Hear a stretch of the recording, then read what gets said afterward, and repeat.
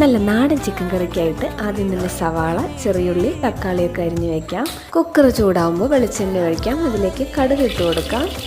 കടുക് ഒന്ന് പൊട്ടിയ ശേഷം കറുവപ്പട്ട, ഗ്രാമ്പു, പച്ചമുളക്, ഇഞ്ചി വെളുത്തുള്ളി പേസ്റ്റ് എന്നിവ ഇട്ട് കൊടുത്ത് നന്നായിട്ട് ഇളക്കി കൊടുക്കാം. ഇനി ബേ ലീവ്സും കറിവേപ്പിലയും ആവശ്യത്തിന് ആഡ് ചെയ്യാം.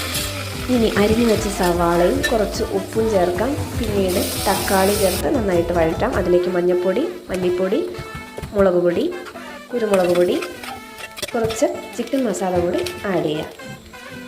ഇനി നന്നായിട്ട് ഇളക്കി കൊടുക്കാം. അതിനുശേഷം കുറച്ച് വെള്ളം ചേർക്കാവുന്നതാണ്.